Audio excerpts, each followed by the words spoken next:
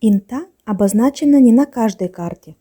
Когда спрашивают о месте нахождения Инты, большинство местных жителей отвечает «на севере».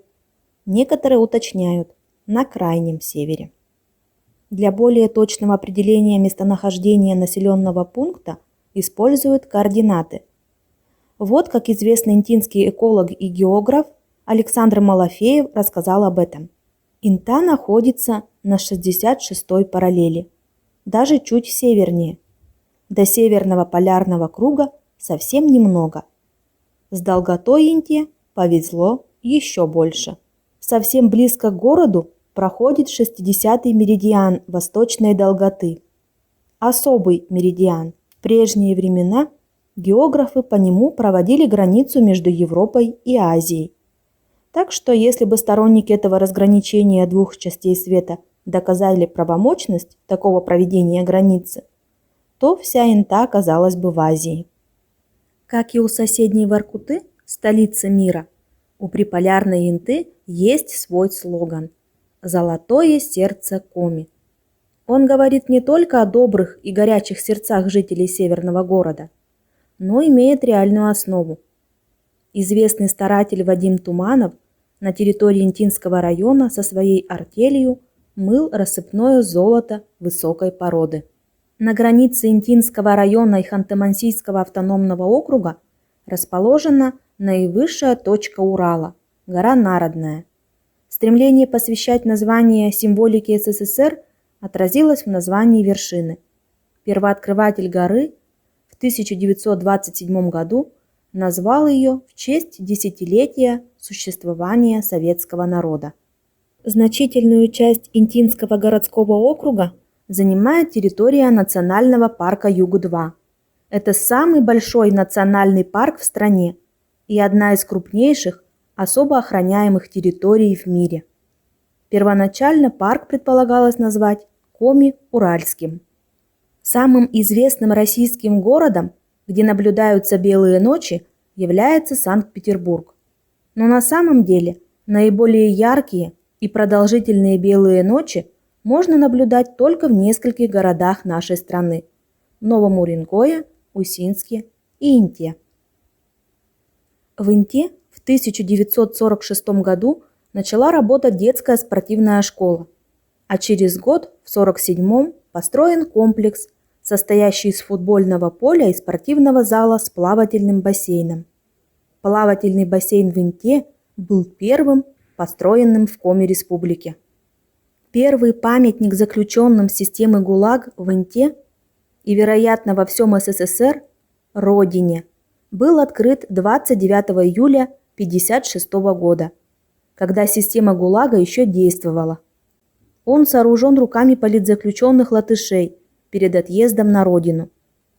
Памятник погибшим землякам установили на лагерном кладбище в микрорайоне Восточный.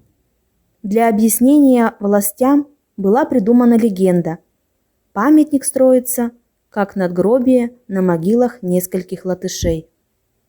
Символом приполярной Инты считается водонапорная башня с размещенным в ней музеем истории политических репрессий.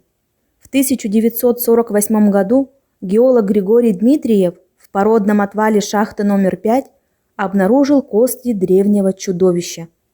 Найденные останки нельзя было отнести ни к рептилиям, ни к земноводным. Отсюда и возникшая в начале путаница в его определении. Животное, не животное, крокодил, ящер. Позднее ученые подтвердили, что это был древнейший вид из обнаруженных к тому времени земноводных. Такого животного в стране еще не обнаруживали. Название «крокодил» получил по месту своей находки – Интазухус из семейства Интазухиды. Первыми обосновались на усинских землях предки нынешних устюсинцев. В местной легенде говорится, что начало селению положили в конце XVIII века братья Лукентий и Егор Каневы из Ижмы. Братья поставили свои первые с черными дымоходами избушки не вместе, а врозь. И чтобы видеть один другого, прорубили в лесу просеку и проложили тропу. Зимой братья брали воду из реки Усы, для чего каждый имел свою прорубь. Поселок Усинск был основан в 1966 году. Статус города получил в 1984. Первоначально Усинск планировалось построить на берегу реки Усы, где ныне расположен поселок Парма. Но из-за планов правительства СССР по изменению направления течения рек Усинск решено было перенести на безопасное от затопления место. В будущем план правительства так и не состоялся. Поэтому благоприятное, освоенное место пришлось сменить на непроходимые болота. Своим рождением город Усинск обязан нефти и попутному газу, главному капиталу здешних недр, основе экономического развития территории. Негласно Усинск называют нефтяной столицей Коми. В настоящее время в Усинске добывается около 60% нефти и 3% газа от общего объема добычи этих видов сырья в республике Коми. Памятник комару-нефтянику установлен 12 октября 2012 года к 14-летию Усинского филиала Ухтинского государственного технического университета.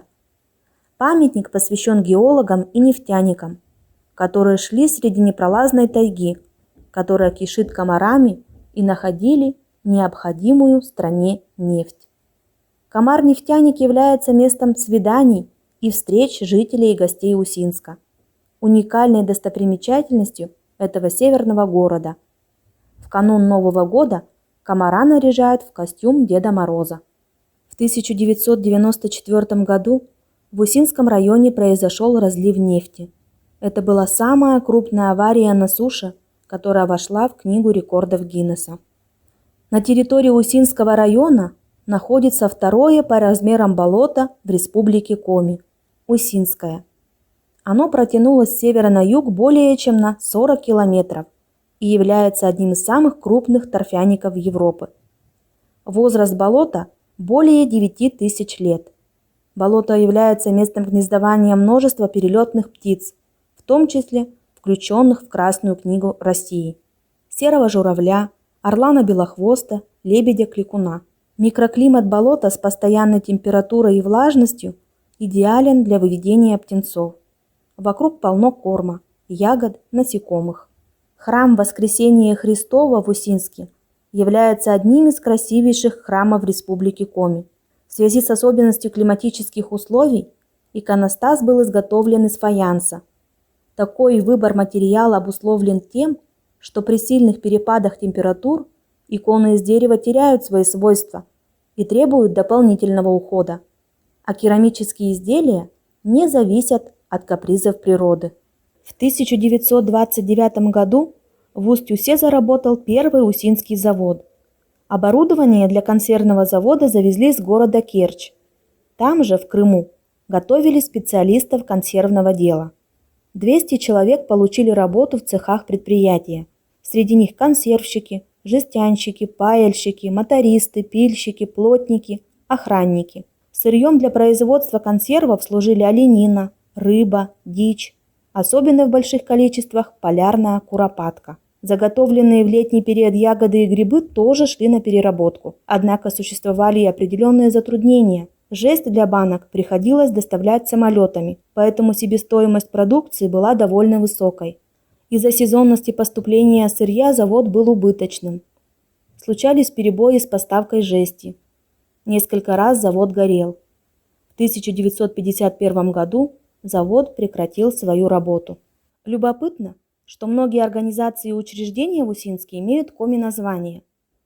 В 1989 году открылся кинотеатр «Томлун». Кинотеатр в Усинске был единственным в Российской Федерации, построенным в 12-й пятилетке за счет бюджета России. Еще до ввода в эксплуатацию объекта все жители Усинска были приглашены к участию в конкурсе на лучшее название кинотеатра. Было предложено более 100 названий, но чаще всего звучало название «Молодость».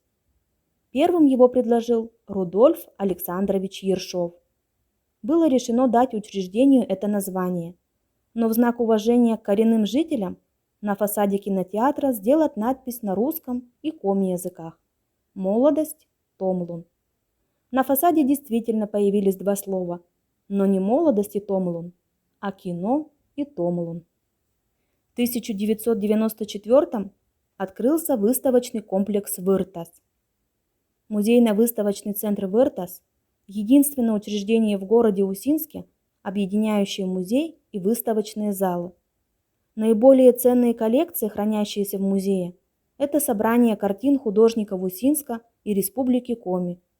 Коллекция работ выдающегося художника-иллюстратора и мультипликатора Василия Игнатова, живопись, графика художников советского времени, переданная в дар Усинскому музейно-выставочному центру президентом Международной ассоциации искусства народов мира Корниловым. В историко-краеведческом музее работают 3 постоянные экспозиции: животный мир Усинского района, оленеводство в Усинском районе и Усинск – нефтяная столица. Знаковым для Усинска стало торжественное открытие в 2013 году ледового дворца Югдам «Рассвет». Ледниковый дворец Югдам предназначен для занятий лыжами, хоккеем, фигурным катанием и для массового катания на коньках жителей города. Кроме катка с искусственным льдом, ледовый дворец оборудован хореографическим и тренажерным залом, гардеробом, медицинским кабинетом и кабинетами административного персонала. Рядом с комплексом находится городская лыжная трасса общей протяженностью 7,5 километров. В 2013 году в деревне Новикбош официально открыт музей кукол «Акань». В музее «Акань» коллекция собралась богатая.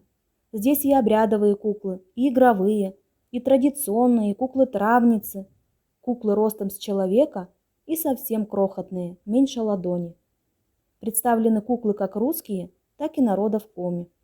Усинский бассейн Сарич, в переводе с коми языка «море», одно из крупнейших в республике сооружений подобного типа. В нем есть 3 ванны. Одна большая с 8 дорожками длиной в 50 метров и глубиной 6 метров, и 2 учебные.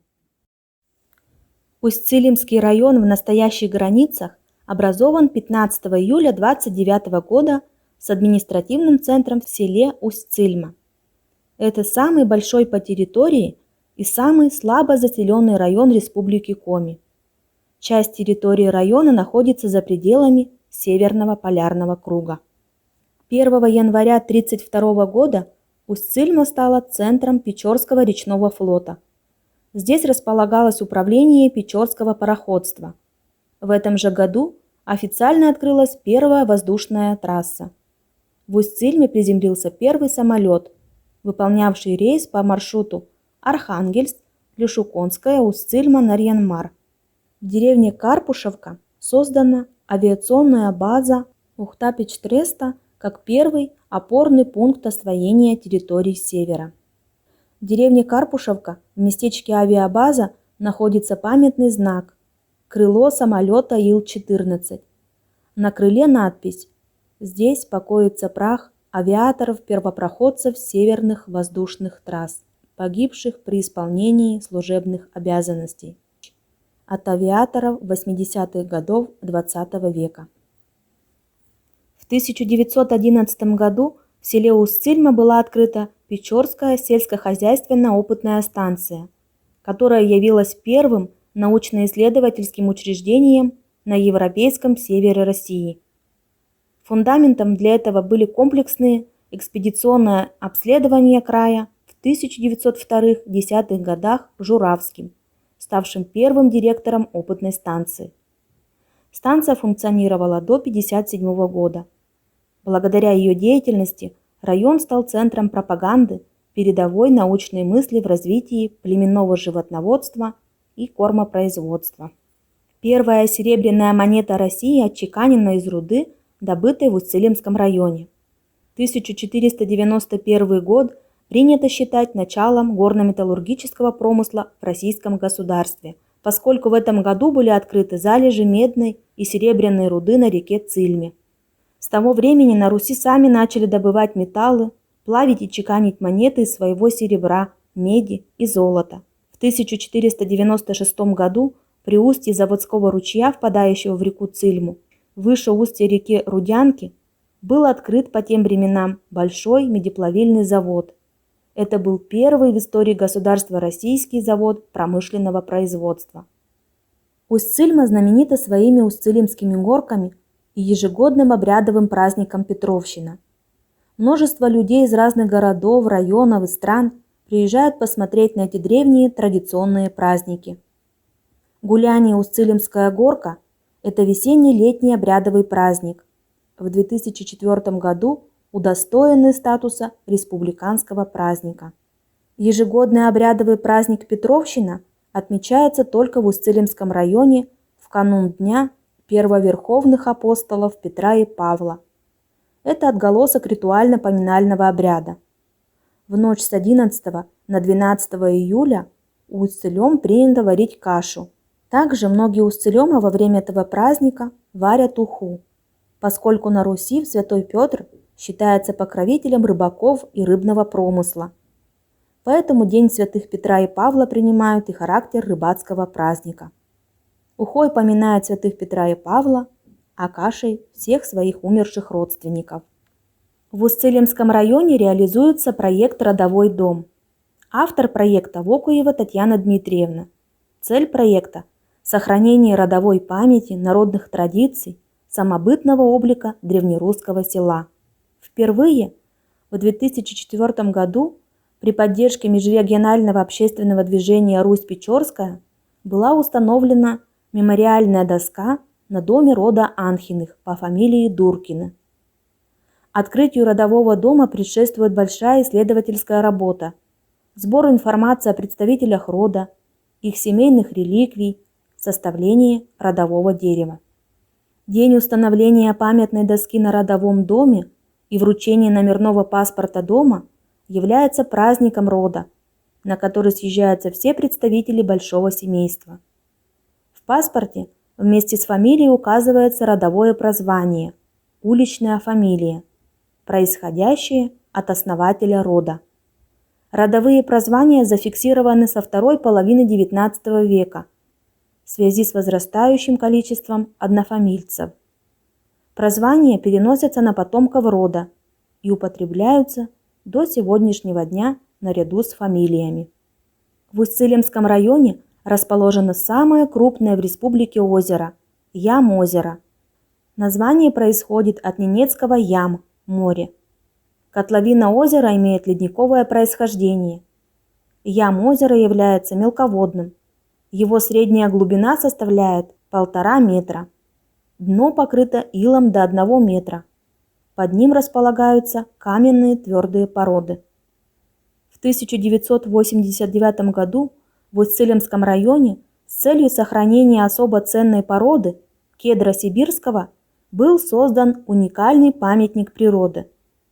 Это одиночное дерево, произрастающее на острове Медвежий. Его высота 19 метров, диаметр 40 сантиметров. Дерево плодоносит.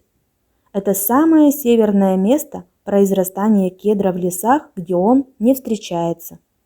К сожалению, согласно отчету по полевой инвентаризации 2009 года, размещенном на геопортале Республики Коми, дерево сосны кедровой сибирской, взятое под охрану в статусе памятника природы республиканского значения на острове Медвежий, не обнаружено.